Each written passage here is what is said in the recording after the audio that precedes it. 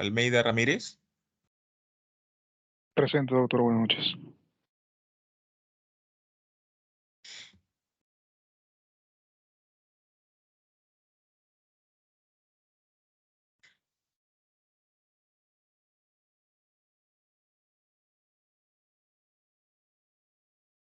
Buenas noches.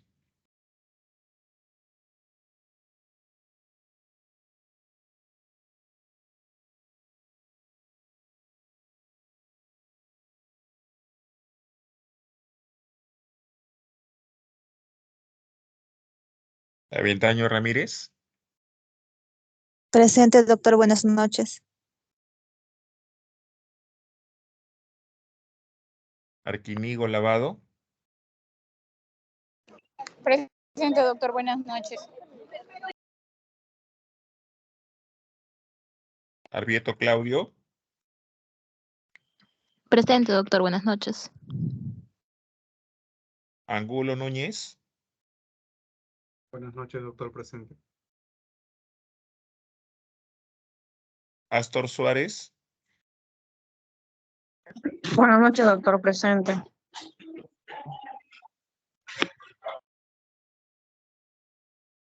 Astocondo Rojas.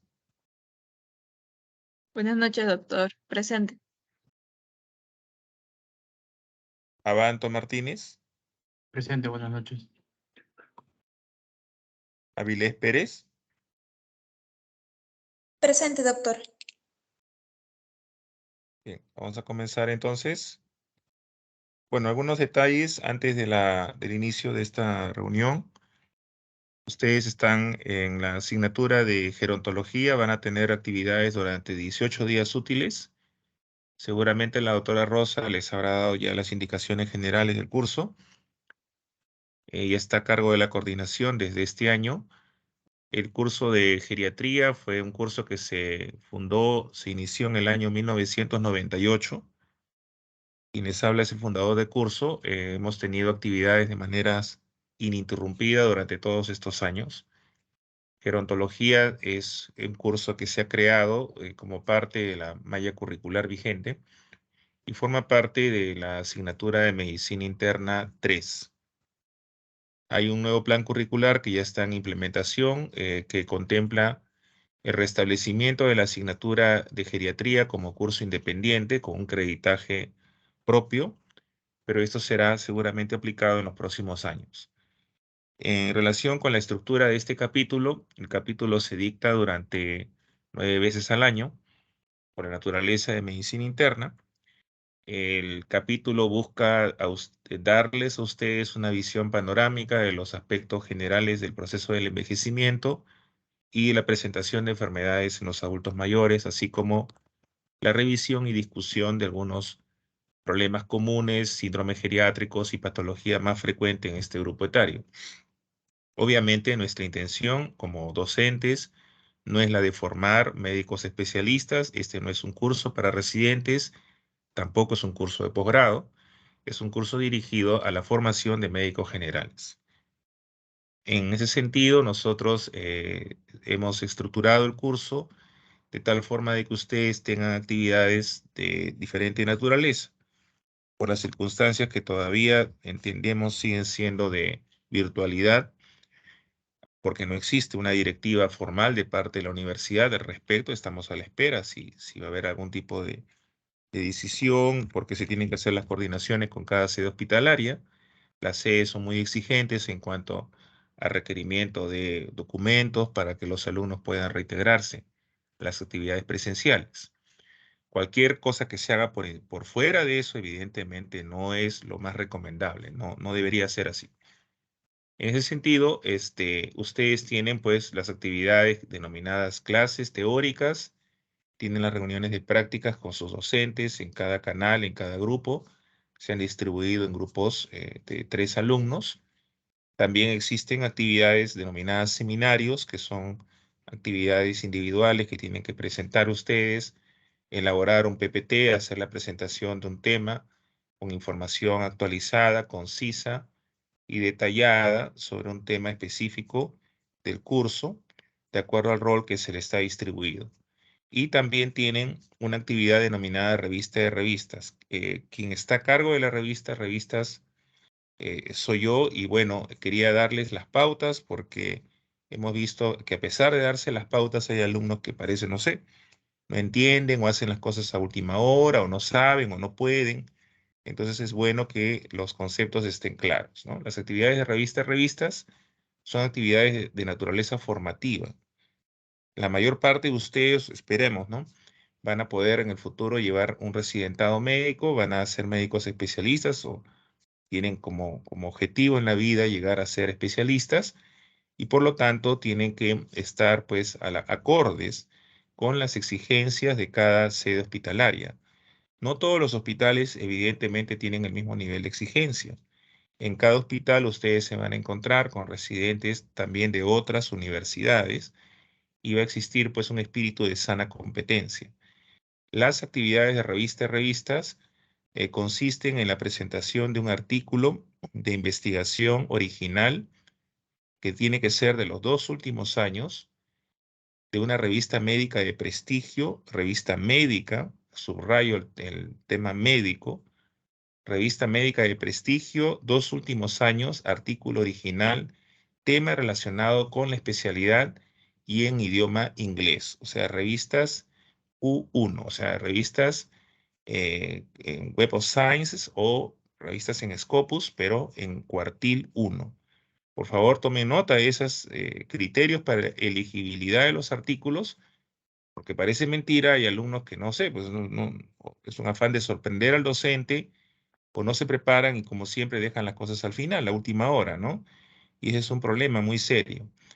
Por otro lado, también insistir, y esto lo hemos conversado con mi grupo de prácticas, que las actividades que se hacen en el curso de gerontología y medicina interna 3, como en todos los cursos de la carrera médica, son actividades de tipo inductivo. O sea, nosotros como docentes buscamos darles las pautas, orientarlos y, como se dice, iniciarlos, ¿no?, en el proceso de autoaprendizaje.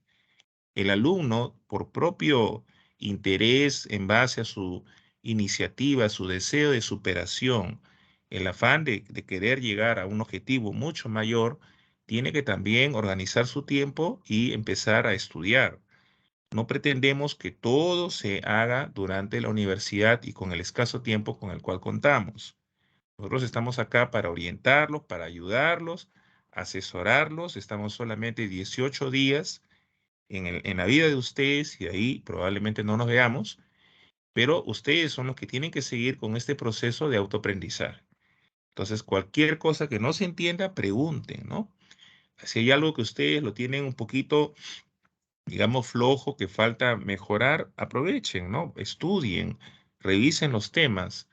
Cuando llegue el momento de volver a tener contacto con los pacientes, pues también veremos la forma y de poder darles mayor número de horas, espacios, no sé, vendrán en vacaciones, en las guardias, fines de semana, pero la idea es que el contacto con el paciente se tiene que restablecer, porque es la única manera de poder aprender. Entonces, estos consejos se los doy pues con el afán de poder ayudarlos, ¿no?, de que ustedes puedan en algún momento nivelarse.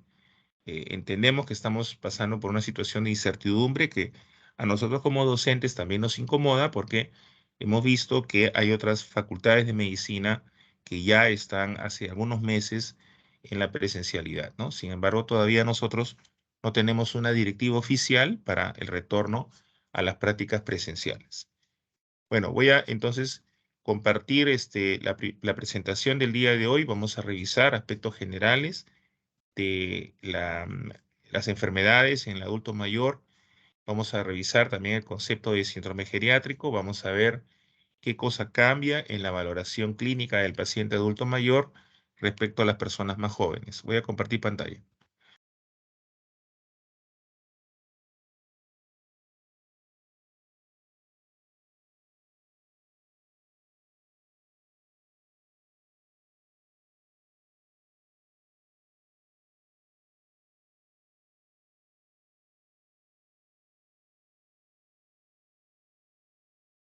Por favor, me confirman si se ve la diapositiva. Sí se ve, doctor. Ya, gracias, gracias.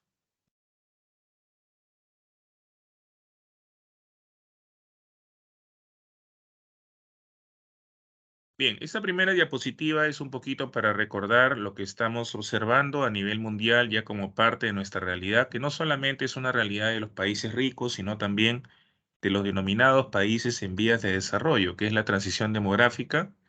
Seguramente ya mis colegas, Rosa, Sofía, Rubén, en las clases que han podido tener con ustedes, les deben haber enfatizado pues este hecho de que el Perú, como el resto de países del mundo, se encuentra en plena transición demográfica y también esto acarrea una transición epidemiológica. Vale decir que las enfermedades que nosotros vemos como médicos, las patologías, síndromes y problemas de salud en la población también han ido cambiando, ¿no? De ser una patología sobre todo constituida por enfermedades infectocontagiosas, productos de la malnutrición y las pésimas condiciones de vida de la población, estamos transitando hacia un panorama epidemiológico completamente distinto, ¿no? En el cual prevalecen las enfermedades crónico-degenerativas o no transmisibles. Y eso es lo que justamente se ve en la mayor parte de los servicios de salud. Vamos a encontrarnos con una alta prevalencia de patologías cardiovasculares, enfermedades neurodegenerativas, patología también de tipo oncológico, discapacidades producto de enfermedad osteoarticular. Eso es lo que vemos en el día a día. En cuanto a la presencia de los adultos mayores, en la mayor parte de los servicios de medicina interna, aproximadamente un 50 a 60% de camas hospitalarias están ocupadas por personas mayores de 60 años. Esto nos trae sin lugar a dudas a reflexionar sobre las características del proceso del envejecimiento, que tiene que ser un concepto muy claro para todos. La diferencia entre una persona joven y una persona adulta mayor está en el hecho de la capacidad de reserva funcional, ¿no? Las personas mayores tienen una capacidad de reserva ya disminuida, producto del paso del tiempo, y esta disminución de la capacidad homeostática se pone a prueba en diferentes circunstancias, ¿no? Sobre todo en el ámbito de las enfermedades agudas, trastornos del medio interno, traumatismos, infecciones, problemas de sangrado masivo, son circunstancias del día a día que ponen a prueba la mayor vulnerabilidad del adulto mayor. En términos de, 1, el incremento en la tasa de mortalidad; 2, el aumento en el tiempo de estancia hospitalaria; 3, la mayor probabilidad de deterioro funcional; número 4, generalmente los pacientes hospitalizados al alta tienen mayor riesgo de desarrollar cuadros de delirium, así como también de ser admitidos a residencias geriátricas de larga estancia. Todas estas complicaciones se dan prevalentemente en este grupo etario. El envejecimiento, por lo tanto, implica una disminución de nuestras capacidades funcionales.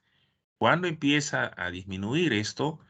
Bueno, la mayor parte de los estudiosos, científicos, investigadores han más o menos fijado que a partir de la cuarta década de la vida comienza lentamente este proceso de disminución de la reserva funcional. En la mayor parte de personas, que son las personas que no vienen a los servicios de salud, existe una limitación mínima de las capacidades funcionales. Un grupo de pacientes, que es más o menos el 5 al 10% del total de la población, alcanzan el denominado envejecimiento exitoso, saludable, activo o productivo. Y hay un porcentaje que es un porcentaje todavía significativo de personas que envejecen con enfermedades. Y este grupo de pacientes es lo que usualmente nosotros vemos en los servicios de salud. O sea, de aquí sale, y evidentemente hay una conclusión, ¿no? Cuando nosotros pensamos y tenemos en mente la figura de un adulto mayor, habitualmente tendemos a pensar de que la mayoría de los adultos mayores son personas con enfermedades y discapacidades. Y esto en la práctica no es así, porque la mayor parte de pacientes que no acuden a los servicios de salud son personas con buenas capacidades funcionales. Bueno, también seguramente ya han revisado, me parece que con Sofía revisan este tema, las diferentes teorías que tratan de explicar el proceso del envejecimiento. O sea, son teorías, todas ellas tienen un aporte, ¿no? Ninguna teoría explica explica completamente este proceso. Las teorías se dividen en dos grandes grupos, las teorías denominadas intrínsecas, las cuales tienen como fundamento de que existe una alteración innata a nivel celular que favorece pues el envejecimiento celular y la pérdida de funciones, y hay unas teorías denominadas extrínsecas, en las cuales el daño inducido por factores ambientales y los estilos de vida es lo que produce la pérdida de capacidad funcional celular. Por otra parte, también en cuanto a la fisiología del adulto mayor comprende pues modificaciones en todos los órganos y aparatos de nuestro organismo, a nivel de todas las células corporales. Todos los sistemas se van a afectar. Pero aquí viene el concepto. No todos los cambios se producen de la misma manera en todas las personas. El envejecimiento se caracteriza por una extrema variabilidad. Una persona envejece de manera diferente a como lo hace la otra. En una persona, en un solo individuo, los diferentes órganos, aparatos y sistemas envejecen también de manera diferenciada. No envejecen igual. Algunos órganos o sistemas se van a deteriorar más que otros. ¿De qué depende esto? De muchos factores que podríamos ampliar más adelante, ¿no? En esta diapositiva pueden tener ustedes en cuenta estos cambios fisiológicos que afectan el aparato cardiovascular con la menor irrigación sanguínea a nivel del flujo coronario, el menor aumento o la disminución del gasto cardíaco en situaciones de ejercicio, la rigidez torácica y menor compliance pulmonar, la disminución de la función renal, función hepática, la disminución de la respuesta inmunitaria, lo cual conlleva en un adulto mayor una pérdida de capacidades funcionales, vulnerabilidad incrementada ante situaciones de estrés médico y también psicológico. ¿Cuáles son los principios entonces que van a guiar la medicina en el adulto mayor? El primer concepto, que es probablemente el más importante, es esta variabilidad, ¿no? El carácter heterogéneo del envejecimiento, que tiene una consecuencia lógica. La consecuencia lógica es que como médicos no deberíamos tomar decisiones basados en la edad cronológica de las personas. Tenemos que mirar más allá. Tenemos que mirar en las capacidades funcionales de cada individuo. Cada individuo es diferente. Negar la posibilidad de un procedimiento, un tratamiento, la inclusión en un protocolo de investigación a una persona únicamente por su edad es un error bastante serio y realmente denota la incapacidad, la falta de conocimiento del profesional de la salud. En segundo lugar, la disminución brusca en la función de un órgano o aparato es debida siempre a una enfermedad. O sea, en circunstancias normales, si una persona comienza a tener problemas de funcionalidad, comienza a hacerse dependiente, comienza a caerse, comienza a tener problemas visuales, comienza a tener inestabilidad, problemas de incontinencia urinaria, a lo mejor presenta en el lapso de poco tiempo, presenta disminución de la memoria o de la atención, eso no es vejez. Eso no es de ninguna manera vejez. El envejecimiento normal puede ser atenuado mediante la modificación de los factores de riesgo. Eso sí, nosotros tenemos dos formas de poder atenuar el envejecimiento. Uno es mejorando nuestros estilos de vida y segundo es evitando la exposición del ambiente con presencia de agentes nocivos, agentes que pueden ser físicos, químicos, biológicos y radiantes y que van a condicionar también una menor expectativa de vida.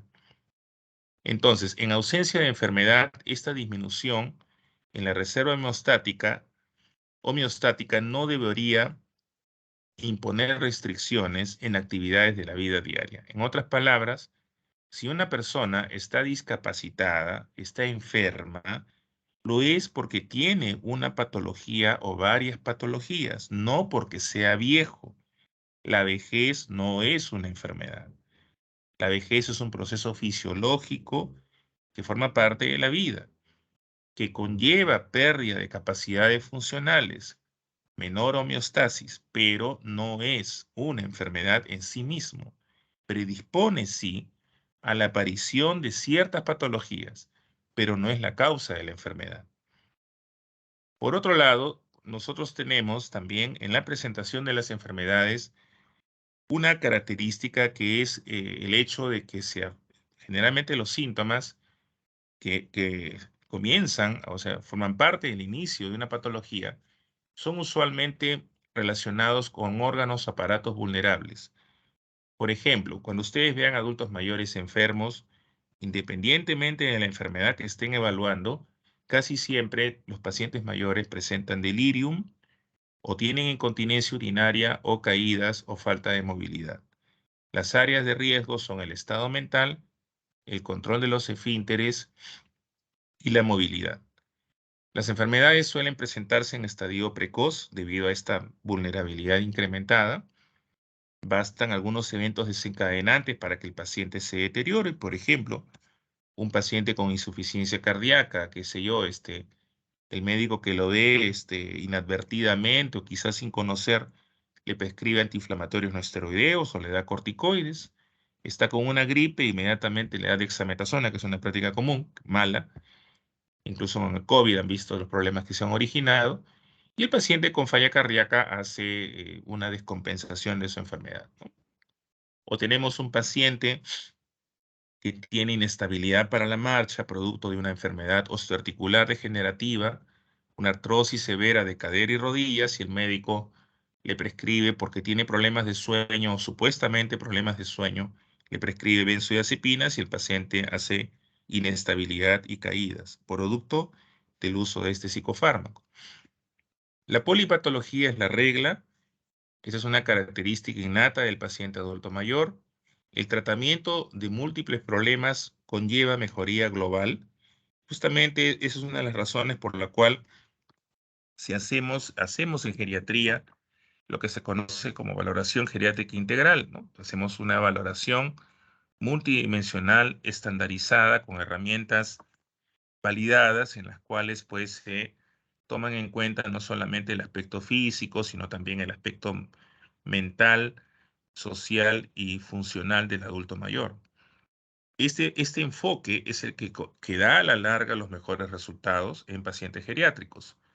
Por otro lado, y también seguramente creo que Sofía les hace la clase de BGI, es necesario aclarar que en geriatría, en muchos casos, más que dar medicamentos, la idea es retirar los medicamentos. Menos a menudo es mejor. No es tanto el concepto cuántos medicamentos uso, sino qué correcto o qué incorrecto ha sido la prescripción de fármacos. Cuánto se justifica o cuánto no prescribir medicamentos. Y eso es un análisis que ustedes tienen que hacerlo, ¿no? Para poder hacerlo, tienen que revisar todo lo que se conoce como terapéutica. Muchos hallazgos patológicos en el adulto no lo son en el adulto mayor. Recuerden que la semiología puede variar también. Hay que revisar cómo se presentan las enfermedades en los adultos mayores. Existen algunas diferencias semiológicas que forman parte de cada patología. Y siempre tenemos posibilidades para el tratamiento y la prevención.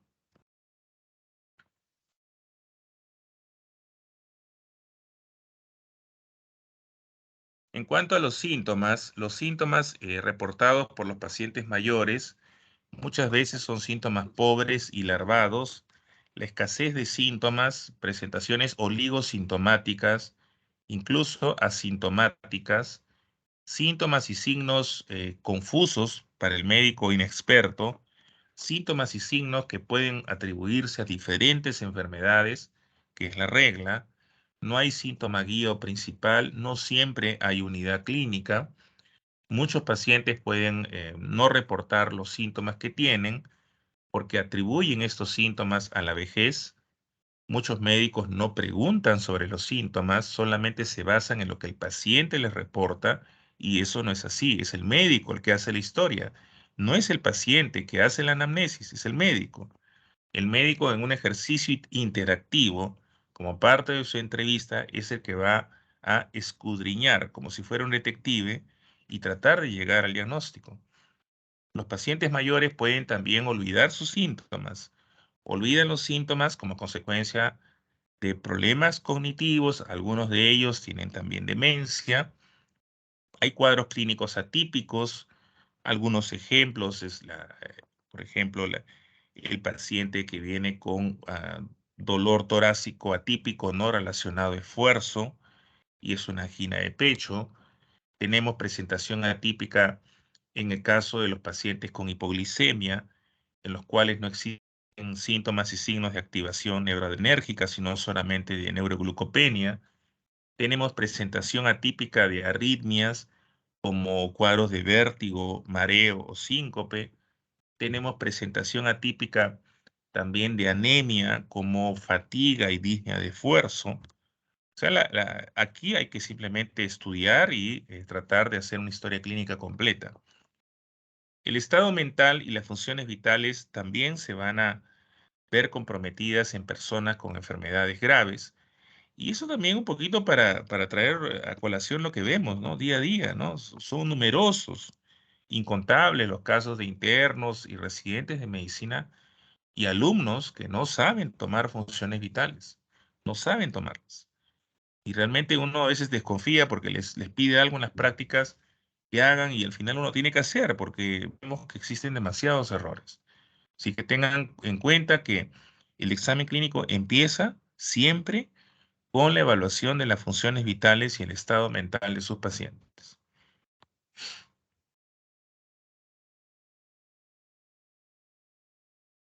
¿Cuáles son las razones por las cuales se presentan de forma típica las enfermedades? Bueno, en primer lugar hay cambios propios del envejecimiento. Uno de ellos es, por ejemplo, la disminución de la temperatura, la menor frecuencia de fiebre en pacientes mayores con infecciones, la menor frecuencia de leucocitosis, la menor frecuencia de reticulocitosis en caso de sangrado, hemólisis, el efecto de enfermedades previas que pueden limitar el grado de movilidad del paciente y la expresión sintomatológica de algunas enfermedades, por ejemplo, pacientes que están postrados por fractura de cadera, osteoartrosis, fracturas vertebrales por osteoporosis y que tienen falla cardíaca, actitudes de los pacientes mayores que muchas veces, repito, no reportan síntomas, los pueden minimizar o los pueden sobredimensionar también en otras ocasiones, dificultades para obtener historia clínica, producto de la disminución de la agudeza visual,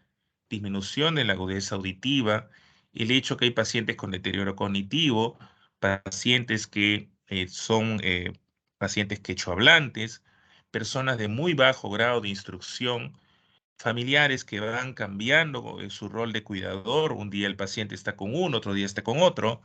Irresponsabilidad, falta de apego, falta de compromiso de parte de los cuidadores. Eso lo vemos todos los días. Entonces, todas estas cositas muchas veces influyen tremendamente al momento de recolectar la información en un paciente mayor. Las actitudes del médico también importan, ¿no? Se ha demostrado que en aquellos casos en los cuales los alumnos, hay estudios, han recibido durante la formación de pregrado los cursos de geriatría, habitualmente esto incide positivamente en el manejo que van a dar a sus pacientes mayores una vez graduados y también influye positivamente en el número de alumnos que optan por hacer un residentado médico en geriatría. La exploración física también demanda atención, ¿no? Hay pacientes en los cuales, por sus características funcionales, el grado de inmovilidad que pudieran tener, el examen clínico puede sufrir algunas modificaciones en el orden en el cual se desarrolla. Hay que examinar los pacientes, muchos de ellos son reacios al examen. Hay mujeres mayores que no quieren ser examinadas en ciertas partes del cuerpo. Son cuestiones que hay que tomar en consideración.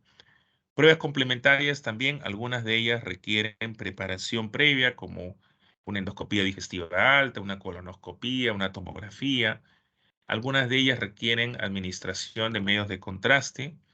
Algunos pacientes pueden tener falla renal crónica, lo cual implica una contraindicación para administrar contraste yodado. También hay pacientes que necesitan ser sedados cuando se les hace una determinada prueba, como por ejemplo una resonancia magnética, una tomografía. Hay pacientes a los cuales algunos colegas lamentablemente no quieren hacerle procedimientos. Hay mucho viejismo en el ámbito de la salud. Hay viejismo de parte de profesionales médicos también que no tienen la suficiente dedicación y compromiso y voluntad de poder trabajar con las personas mayores y simplemente les niegan el acceso a estos procedimientos invasivos. También existen casos de pacientes en los cuales pues la familia misma no colabora o no brinda su autorización, su apoyo, y los pacientes muchas veces generalmente no son informados respecto a su estado de salud, ¿no? Son los familiares los que toman las decisiones en la gran mayoría de casos. Ejemplos de presentaciones atípicas, bueno, están en todos los libros, textos, revistas, artículos. No vamos a agotar el tema porque en algunos minutos es imposible hacerlo. Un infarto de miocardio, típicamente la presentación de un infarto de miocardio sin dolor está descrita especialmente en adultos mayores y sobre todo diabéticos. También existe una descripción clásica de abdomen agudo que habla de un paciente, y lo hemos visto, que no localiza bien la fuente de dolor, es un dolor muy difuso y no siempre con el signo clásico de rebote en caso de peritonitis. Infecciones severas que no vienen con fiebre ni leucocitosis, neumonías que no tienen tos, fiebre, ni tampoco no tienen signos de consolidación pulmonar al examen físico, y más bien lo que predomina son los cambios del estado mental, delirium, taquimia, a veces deshidratación, y puede incluso encontrarse hipotermia. Diabetes mellitus sin la triada clásica de las 3P, no hay cetoacidosis en la mayoría de enfermos. La gran parte de pacientes descompensados son pacientes de tipo 2, hacen estados hiperosmolares no cetóxicos, meningitis con trastornos de conciencia sin rigidez de nuca, sin signos meningios, fiebre puede o no podría haber, pero aquí la característica es que el trastorno del sensorio ocurre mucho más rápido que en pacientes jóvenes y es muy parecido a la evolución que tiene una encefalitis. En el caso de los pacientes hipotiroideos, los síntomas son muy variados. En algunos casos hemos visto colegas que han confundido síntomas y signos, los han atribuido erróneamente al envejecimiento, como por ejemplo piel seca, alopecia, fatiga, somnolencia, dinamia, depresión, deterioro cognitivo, bradicardia, inestabilidad, ¿no? Macroglosia, estreñimiento, etcétera, tolerancia al frío, pero en realidad esto es hipotiroidismo, ¿no? Entonces, ¿qué pasa? Al ser una enfermedad frecuente, muchas veces existen estas formas de presentación atípica. En el hipertiroidismo, la gran mayoría de pacientes, casi todos, o sea, yo no he visto particularmente nunca, por ejemplo, una enfermedad de Graves de presentación tardía, es sumamente raro. La gran mayoría de pacientes mayores tienen bocio tóxico nodular. Estos pacientes pueden venir acompañados de síntomas cardiovasculares, sistémicos y también deterioro cognitivo, delirium. Las arritmias, tanto bradi como taquiarritmias, al involucrar pues una disminución brusca del gasto cardíaco, van a acompañarse de síntomas como por ejemplo disnea de esfuerzo, síncope, lipotimia, mareo, vértigo. Aquí es importante hacer el diagnóstico diferencial entre vértigo y mareo, no es lo mismo. La gran mayoría de pacientes cuando hablan de mareo en realidad es vértigo. Eso lo vamos a ver en un seminario al final del curso. Depresión en geriatría también es un capítulo aparte, lo van a revisar en alguna de las clases. Depresión en geriatría tiene una característica, poco humor depresivo, o sea, no es tanta la tristeza, la anedonia, como más bien la somatización, el deterioro de memoria reciente, atención, trastorno del sueño y mucha ansiedad. La depresión geriátrica es generalmente ansiosa, repito, y es somatizada. En el caso de las infecciones urinarias, no siempre con síntomas urinarios bajos, y más bien con delirium, deshidratación o dolor abdominal. En geriatría vamos a manejar nosotros este concepto de síndrome geriátricos. Es un concepto que ya se está incorporando felizmente a las salas de medicina interna, ¿no? Hablar de este tema nos demandaría horas, ¿no? Horas. realmente. Hay tratados, hay libros sobre síndromes geriátricos. Este es uno de los aportes de la geriatría al conocimiento médico. Los síndromes geriátricos están descritos también en todos los libros, revistas, artículos sobre la materia. Esta es la lista de los síndromes geriátricos. Son la forma de presentación de las enfermedades en los adultos mayores. Cada paciente mayor puede tener uno o varios síndromes geriátricos. No existe relación entre edad y número de síndromes geriátricos. No existe. Hay pacientes relativamente jóvenes en edad cronológica que pueden tener varios de estos síndromes geriátricos. Algunos fueron descritos hace mucho tiempo. Otros de estos síndromes se han ido incorporando poco a poco, paulatinamente. Por ejemplo, demencias, incontinencia urinaria, úlceras, depresión, caídas, inestabilidad, son síndromes geriátricos tradicionales, ¿no? En el tiempo se han ido incorporando otros como polifarmacia, vértigo, mareo, prostatismo, hipotensión ortostática, iatrogenia, disfunción sexual, y uno de los que en los últimos años también ha sido pues objeto de interés y lo sigue siendo, es el denominado síndrome de fragilidad, ¿no? Síndrome de fragilidad porque describe un fenotipo de pacientes que comparten algunas características. No es igual que discapacidad, eso también es un error conceptual, mucha gente lo tiene. Fragilidad no es lo mismo que discapacidad, fragilidad es prediscapacidad y envejecimiento no es fragilidad. O sea, hay pacientes que son frágiles sin necesidad de ser muy longevos, ¿no? Pero sí el envejecimiento es un factor predisponente. La mayoría de pacientes frágiles también tienen sarcopenia. Y la fragilidad, ¿por qué se considera de interés? Porque en pacientes frágiles ustedes sí van a encontrar una alta prevalencia de estos síndromes geriátricos. O sea, el determinar que un paciente es frágil o no es quizás uno de los diagnósticos más importantes actualmente en el campo de la geriatría, porque el frágil se ha visto que tiene ya consigo un factor de riesgo de mal pronóstico para una serie de eventos. Las prevalencias de los síndromes geriátricos también son relativamente altas, ¿no?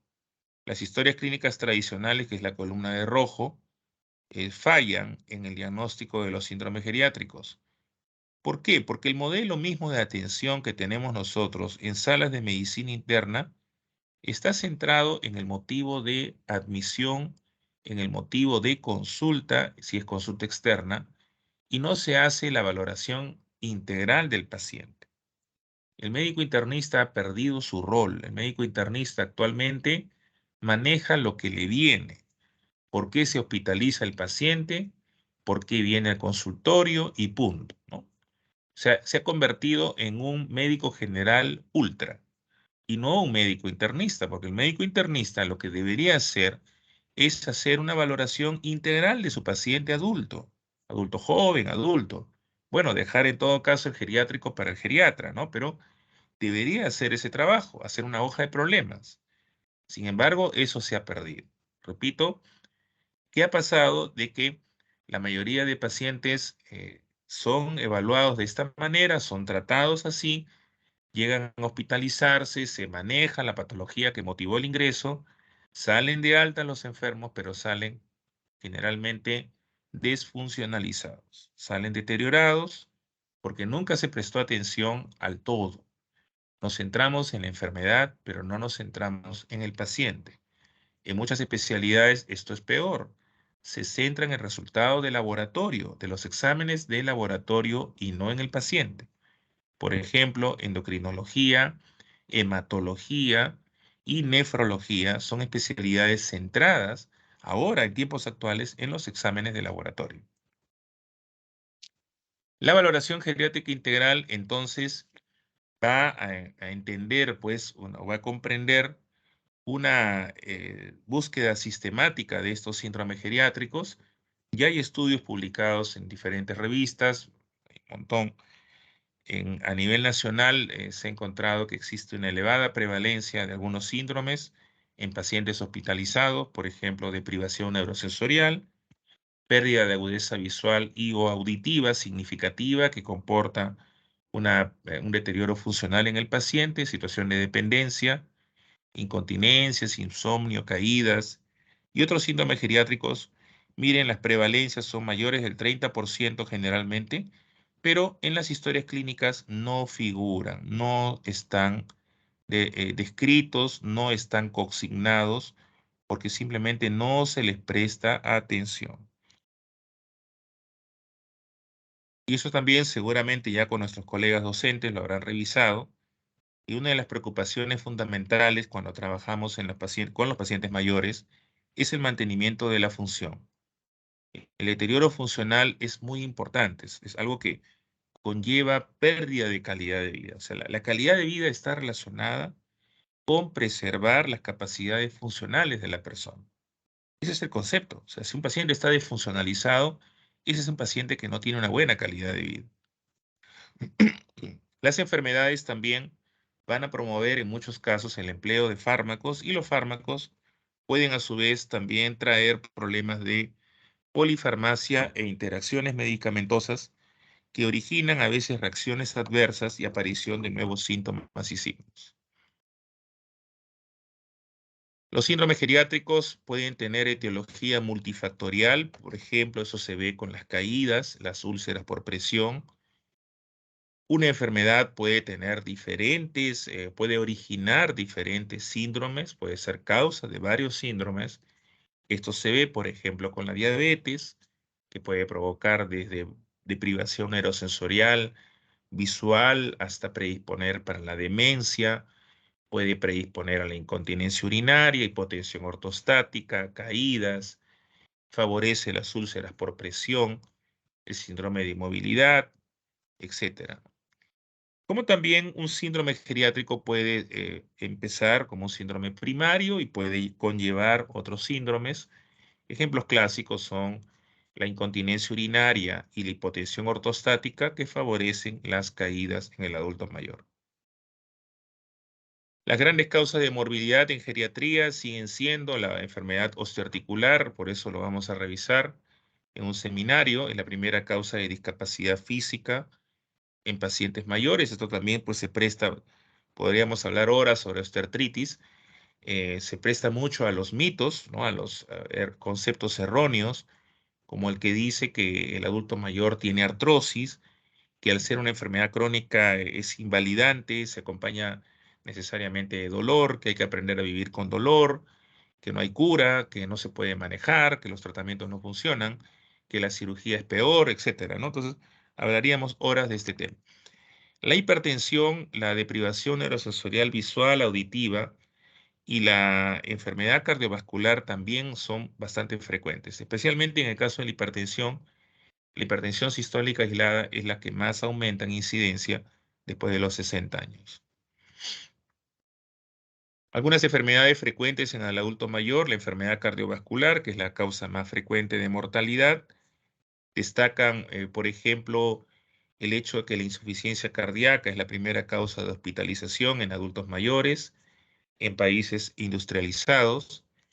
Destaca la importancia de la fibrilación auricular como arritmia importante. Hay cursos, congresos dedicados solamente a fibrilación auricular para que vean el interés que se tiene en esto. Valvulopatía, sin lugar a dudas, estenosis aórtica, endocarditis bacteriana subaguda aumenta en incidencia después de los 60 años. Hay un renovado interés en la enfermedad coronaria, estrategias de intervención temprana. Hay mucho interés también en los beneficios de la detección de la fragilidad en pacientes quirúrgicos cardiovasculares como factor pronóstico. En el caso de las demencias, la demencia tipo Alzheimer, la demencia vascular, la enfermedad de Pick y la demencia por cuerpos de Lewis son las 4 grandes formas de demencia en geriatría. La mayor parte de diabéticos mayores son diabéticos tipo 2. La mayoría de ellos tienen complicaciones crónicas. Hay un grupo de pacientes que tienen diabetes de inicio tardío. Las recomendaciones para el manejo también cambian. Eso se puede ver en una clase sobre ese tema. Las guías de manejo tienen que ser diferenciadas para pacientes mayores con objetivos terapéuticos no tan ambiciosos. La polimialgia reumática y la arteritis de la temporal son dos enfermedades autoinmunes que aparecen habitualmente después de los 50 años. La incidencia de cáncer aumenta después de los 50 hacia arriba, sobre todo carcinomas.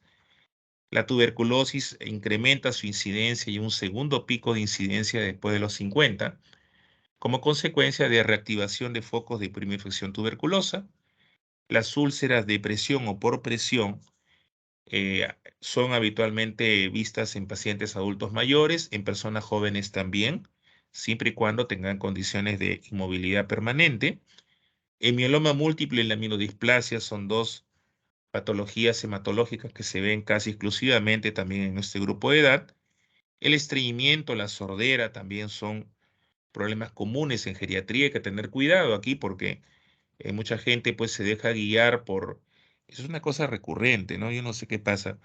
En pacientes mayores y la familia siempre se van a quejar de tres cosas: que el paciente no defeca, que el paciente no duerme y que el paciente no come lo suficiente para la familia. Entonces, hay que tener mucho cuidado y usen definiciones concretas, ¿no? No se dejen llevar por el relato de un paciente que dice que no duerme, ¿no? Primero hagan una buena historia clínica.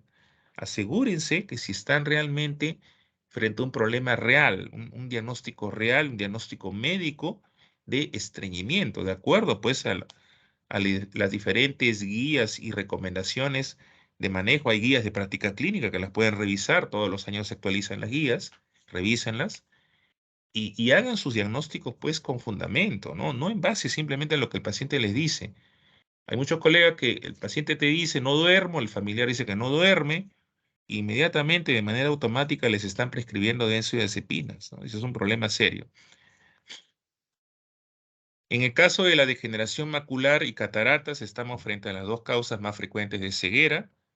La osteoartrosis u osteoartritis y osteoporosis son las dos enfermedades osteoarticulares más frecuentes. Caídas, Parkinson, depresión, suicidio, EPOC. No tenemos esa alta prevalencia de tabaquismo como sí tienen en otros países, ¿no? Pero aquí tenemos que considerar el hecho de que los pacientes mayores generalmente se enferman de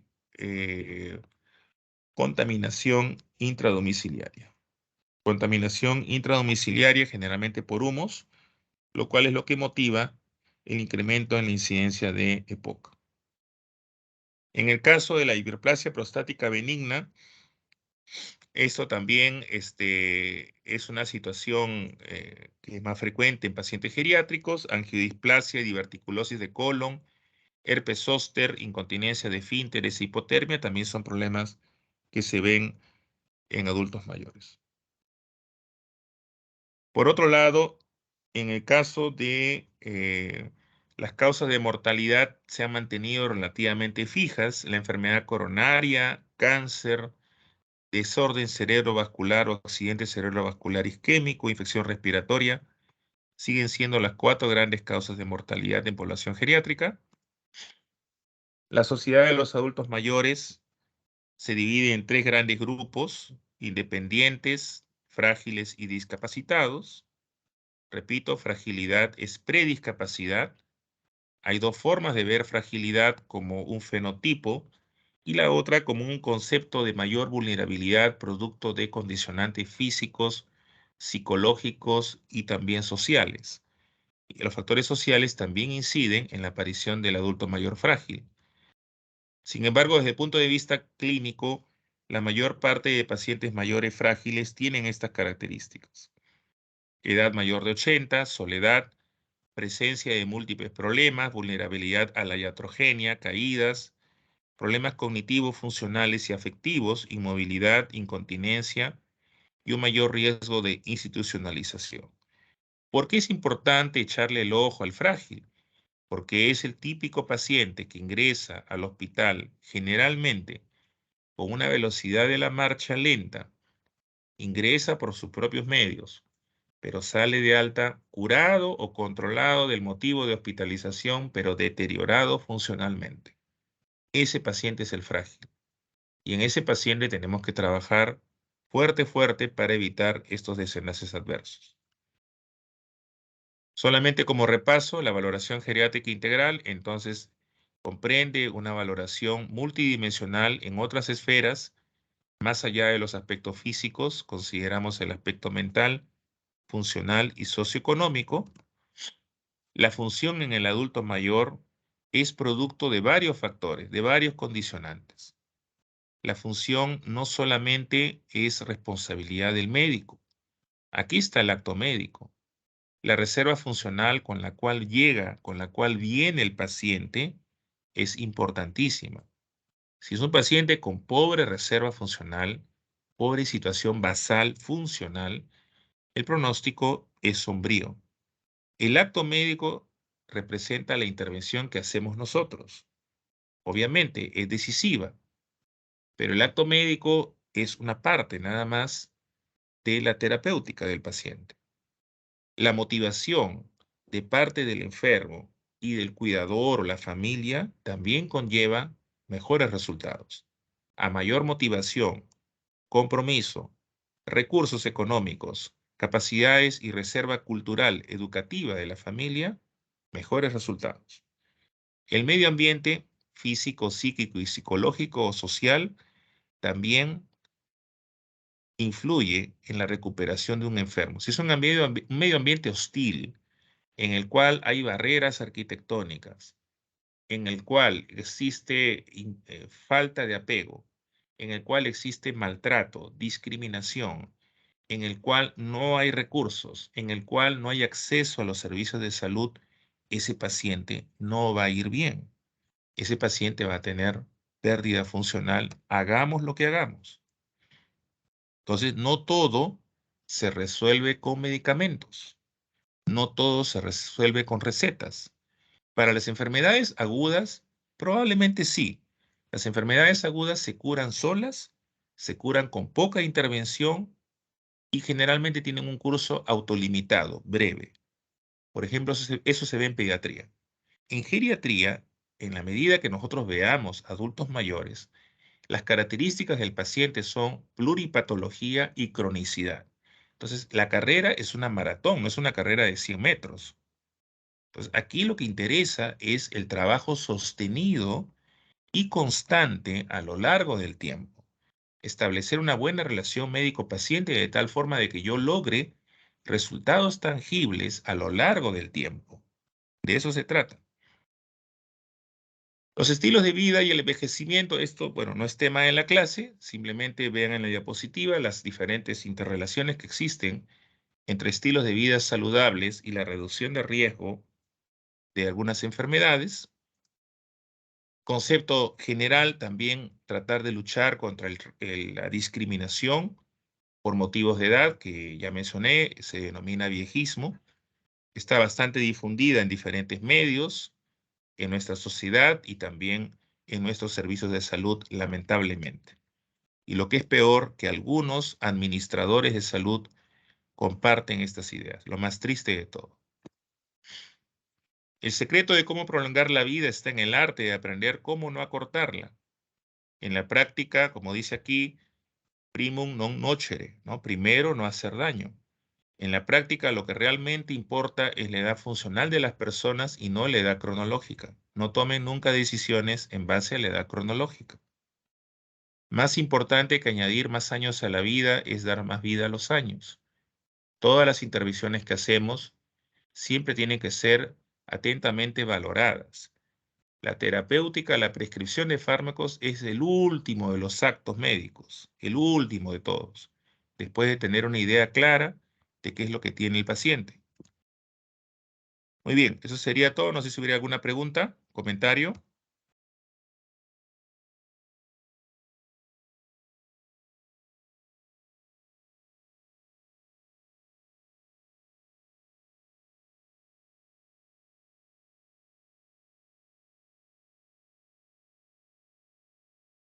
¿Me preguntas?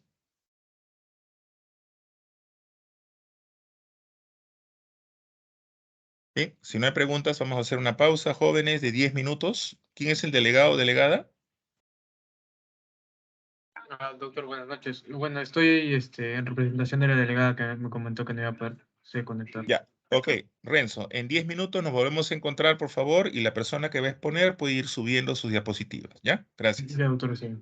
Listo.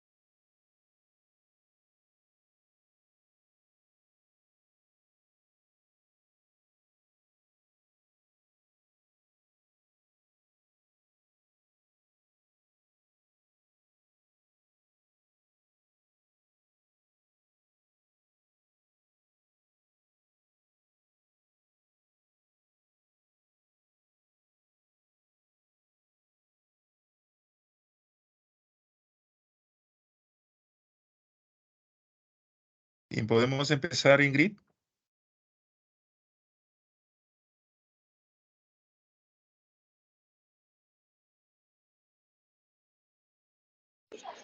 Sí, doctor. Ya. Bueno, buenas noches con todos. Vamos a empezar el seminario de hoy que tiene por tema viejismo, una nueva forma de discriminación. Bueno, antes de comenzar, quizás una breve introducción y algo que debemos de tener en consideración es de que según los últimos datos que se ha podido recopilar de acuerdo a la Organización Mundial de la Salud, se aproxima que aproximadamente para el periodo de 2015 a 2050, la población mayor hasta 60 años pues se va a ver de forma duplicada. Y se tenía que, por datos de que, por ejemplo, en el año 2020, la población mayor a los 60 años incluso superó al de niños menores a los 5 años. Entonces, si vemos hasta aquí, pues la población geriátrica es, digamos, la que se encuentra en mayor proporción a nivel mundial. Y para el año del 2050 se tiene aproximado de que un 80% de las personas mayores se van a encontrar viviendo sobre todo en países de bajos y medianos recursos. Como mencionaba, bueno, esto es básicamente porque el ritmo de envejecimiento de la población está siendo mucho más rápida que años anteriores. La Organización Mundial de la Salud en el año del 2020 es por ello de que plantea de que se tenga como década del 2020 a 2030 la década del envejecimiento saludable, con el fin de poder proporcionar las medidas necesarias para brindar, digamos, una salud integral y sobre todo un bienestar a esta población que va a ser de forma predominante, ¿no? En el cuadro que podemos ver, en el gráfico, perdón, que podemos ver del margen izquierdo, vamos a ver ahí cómo es el crecimiento que se tiene aproximado para el año de 2050, ¿no? La línea de color celeste es la que, bueno, se carga o la que se ve para lo que es la población geriátrica. Para el 2010, bueno, estaba bastante bajo, o bueno, no estaba tan incrementado, pero con el pasar de los años se está viendo un crecimiento bastante rápido. Entonces, otra de las consideraciones que debemos tener en cuenta para este seminario es saber el concepto de a qué le llamamos como viejismo. Para ello nos vamos a apoyar de tres entidades. El primero es Robert Walter, que en el año de 1969, ingresó el término de ageísmo en inglés, que si lo traducimos al español se tendría en concepto como edadismo. Y es básicamente, o eso llama a lo que sería al proceso de elaboración de estereotipos y de discriminación sistemática contra las personas debido a la edad que tienen ellos. En este caso, pues una edad bastante avanzada, ¿no? Otro de los conceptos que también nos va a ayudar es el planteado por Leopoldo Salaresa en el 2002, el cual considera al viejismo como una conducta compleja y que va a ser determinada por la población para poder devaluarla, sea de forma consciente o inconsciente, el estatus social de la ancianidad. Y finalmente, ¿qué es lo que nos dice la Organización Mundial de la Salud? Pues la define como estereotipos, prejuicios y la discriminación hacia las personas mayores en función a su edad. Es decir, que la asociación entre la edad y el pensamiento, los prejuicios que tengan las personas que se tiene es básicamente por las características de la edad de las personas, ¿no? Entonces, en resumen, quizás lo que podemos destapar en cuanto a concepto es de que el viejismo es la discriminación hacia las personas adultas mayores, ¿no?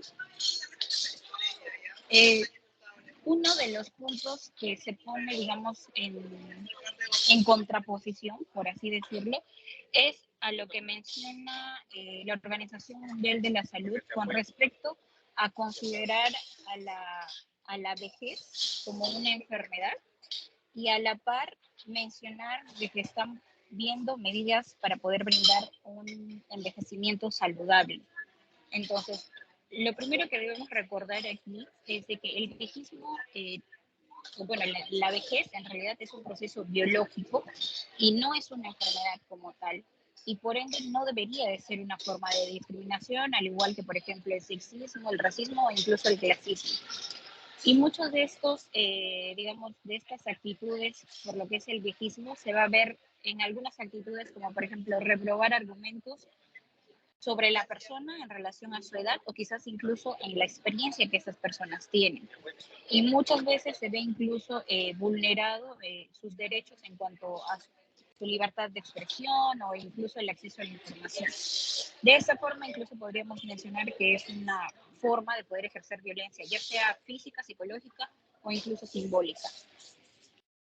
Hay algunos autores que definen tres aspectos en cuanto a lo que sería el viejismo, que se van a basar sobre todo en actitudes perjudiciadas hacia la vejez y el proceso de envejecimiento, que netamente sería la actitud de las personas que toman en cuanto a la edad de los ancianos. Las otras serían las prácticas discriminatorias, que en parte tienen un poco más de afluencia en cuanto, digamos, a lo social, a las normas que puede existir, a las políticas y todo ello. Y finalmente algo ya, digamos, más institucionales en cuanto a las políticas institucionales que pueden hacer que las actitudes que tienen esas personas se puedan prolongar y puedan perpetuarse. En este cuadro que vamos a ver aquí, vamos a ver algunas de las percepciones que se puede tener acerca de la población en cuanto a la tercera edad.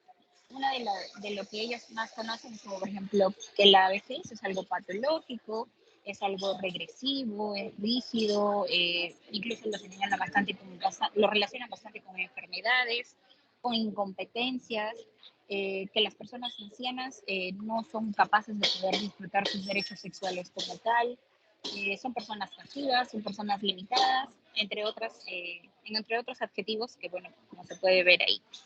Para ello es importante, una vez más, mencionar que es indispensable el hecho de poder comprender a la vejez como parte del ciclo biológico que se tiene y de que no es un periodo de involución como en algunos casos que se suele comenzar de poder iniciar lo que es el viejismo. Para ello leí un artículo que mencionaban de que muchas de estas actitudes iniciaban en lo que sería por un adoctrinamiento desde la infancia, lo cual se ve reflejado a través de actitud de rechazo, repulsión y antipatía, tanto en la infancia, quizás el rechazo mismo hacia no poder envejecer o no poder avanzar, digamos, el paso de los años, y cuando ya se llega, digamos, a la vejez en sí, que ellos mismos empiezan a tener ese rechazo, la antipatía y la repulsión hacia ellos mismos. Dentro del origen de estos estereotipos, pues no solamente implica o abarca lo que es el tema social, sino también está la cultura, las normas sociales y la historia. Todos ellos van a tener, digamos, un rasgo asociado hacia un grupo, es decir, más que todo a la sociedad en la cual ellos están expuestos, para que ellos se puedan tener una identidad grupal, una diferenciación categorial, y esto crea también los estereotipos, los prejuicios que tengan a nivel social. Ello también va a ver lo que son las actitudes discriminatorias y la mitificación. Mucho de eso, según lo que yo pude leer en este artículo, es de que consideran como algo básico, algo como una base a lo que sería a la pérdida del rol social en el anciano. Es decir, que las personas ancianas cuando llegan a esta edad, pues dejan de tener un papel dentro de lo que es la sociedad en sí.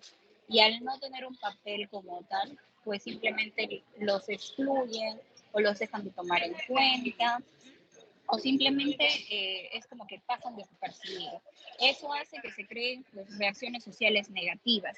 Hay algunos factores que también se consideran como dentro de lo que sería la formación de estereotipos o que ya son característicos de los ancianos en sí, como por ejemplo el temor a la muerte, el hecho de poder tener una énfasis a una cultura de la juventud, la énfasis en cuanto a la productividad y en los enfoques del estudio del envejecimiento. Estos cuatro últimos que mencioné, que acabo de mencionar, son netamente en sí de la persona, o sea, del anciano. Y quizás lo de la pérdida del rol social del anciano es mucho más exterior, ¿no? Según Palmer, existen algunos prejuicios negativos al momento de envejecer, como por ejemplo el hecho de poder relacionar la enfermedad al envejecimiento. Y esto es más que todo porque quizás los consideran como una población vulnerable. Y efectivamente, bueno, las personas adultas suelen enfermarse más, ¿no? Entonces, es por ello que ellos los ven como frágiles, vulnerables, entonces relacionan bastante el hecho de patologías o enfermedades como parte del envejecimiento, como algo natural, por así decirlo. Desagradable, esto más que todo va un poco con el tema de no sentirse útiles, de no sentirse productivos, y obviamente quizás el hecho de ya no cumplir un papel o no sentirse involucrado dentro de las tareas sociales hace de que las habilidades mentales que estas personas puedan desarrollar con regularidad, pues suelen declinarse y suelen mermar con el tiempo, ¿no? Algunas de las enfermedades mentales también las relacionan con un proceso natural en lo que sería el envejecimiento, en la desocupación, que va de la mano con el tema de la pérdida social del anciano, el aislamiento, que aquí tenemos dos factores. Uno, que quizás es el abandono de la familia hacia el anciano, y el otro es el mismo aislamiento que los ancianos suelen hacer, perdón, al ya no sentirse como parte de la sociedad o parte de la familia, ¿no? Y bueno, la mayoría de ellos, pues debido a todos estos factores, pues suelen pasar por un proceso de depresión. Si nos basamos en el campo de la salud, hay algunos casos en específico que quizás voy a poder mencionar, no son todos, pero por ejemplo, uno de ellos es la exclusión del adulto mayor en los programas. Si bien es cierto, contamos con programas de atención integral para el adulto, pero no todos estos programas son ejecutados de forma efectiva, así como también no son desarrollados en todos los centros de salud. Y entonces eso es más que todo quizás papel del médico en sí, el cual debe de velar por todo tipo de población y no quizás netamente del adulto mayor en sí, ¿no? El otro es también la mínima representación en ensayos clínicos con fármacos, y también que esto es más con el tema de investigación, es debido a que los consideran como una población frágil, vulnerable, y que quizás el hecho de poder exponerlo para poder realizar algunos estudios, pues no se considera bueno, ¿no? El otro es la presentación, la pobre presentación del adulto mayor en estudios de innovación, que también es relacionado a lo anterior. Y el otro que es el trato discriminatorio en los servicios de salud. Esto ya es más que todo por el tema de estereotipos y todo. Incluso aquí podríamos mencionar que hoy en día pues hay una fecha en especial, no solamente para poder conmemorar el hecho de poder brindar un buen trato, sino también hay una fecha en específico para lo que sería el buen trato hacia el adulto mayor, ¿no? El otro son las dificultades, el acceso a técnicas de diagnósticos completas, que va más por el tema quizás de que consideran al adulto como una población vulnerable. Y el otro que son limitaciones históricas es porque no se ahonda mucho en conocer cuál es la historia que tiene el paciente. Simplemente se basan en qué es lo que lo trajo a la atención y simplemente se quedaron ahí y no tratan de ver más allá de la historia. Y eso es quizás una de las razones por la cual incluso se da un mal tratamiento y podemos llegar incluso a lo que sería la polifarmacia. Bueno, como no todo es ver quizás cuáles son los principales problemas que hay, sino también ver cuáles podrían ser las estrategias que podemos tener frente a lo que sería el viejismo. Para ello, bueno, yo traté de buscar digamos, una norma o algo así para lo que sería a nivel del Perú, pero no pude encontrar, pero encontré una que es en México y que me pareció bastante interesante.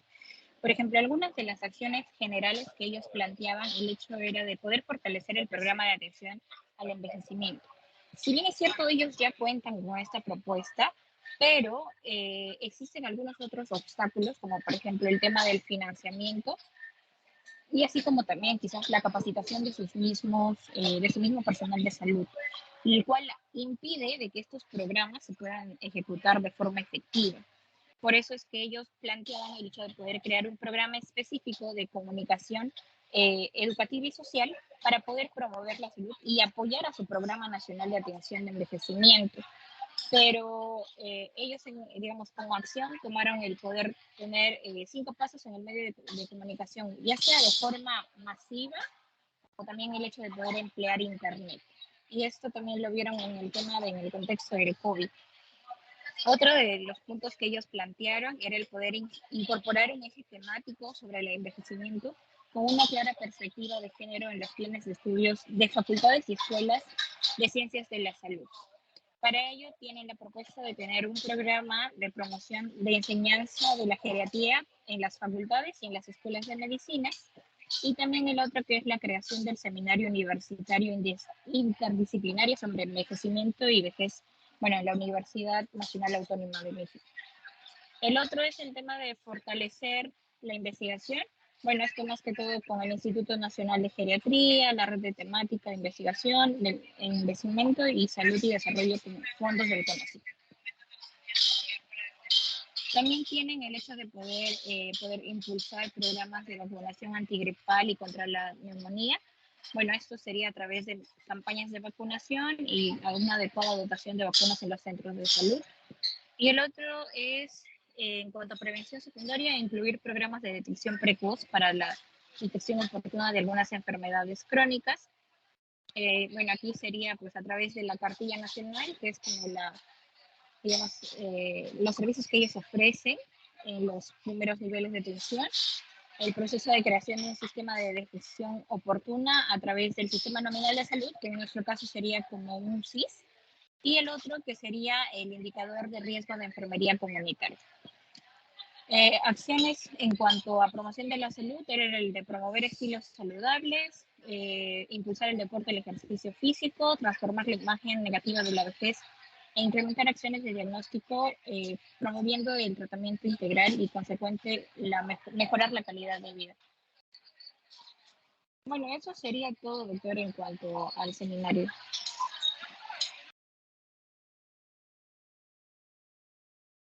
Ok, gracias Ingrid.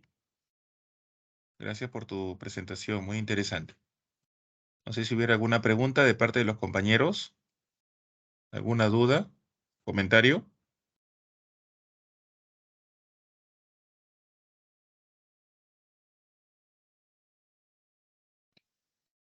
Ninguna. Cero participación. No han leído, no tienen interés, ya saben todo.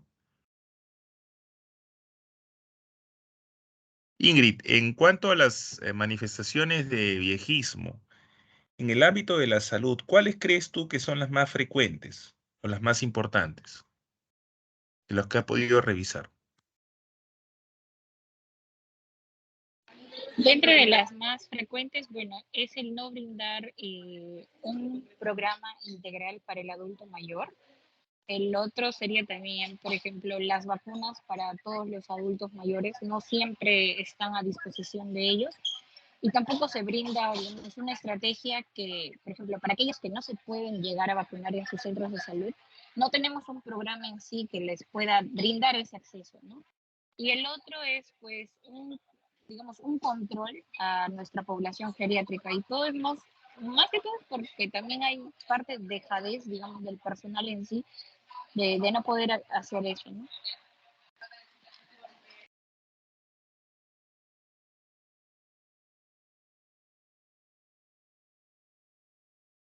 En el manejo y en el trato cotidiano a las personas mayores en los servicios de salud, ¿algo para resaltar? Bueno, dejar de pensar que al ser personas mayores, pues no son capaces quizás de poder entender acerca de qué pueden hacer, tenerles bastante paciencia también. Y bueno, sobre todo no tratarlos como personas, digamos, especiales, sino simplemente tratar de involucrarlos más en cuanto al tratamiento, en cuanto a lo que se esté brindando, ¿no?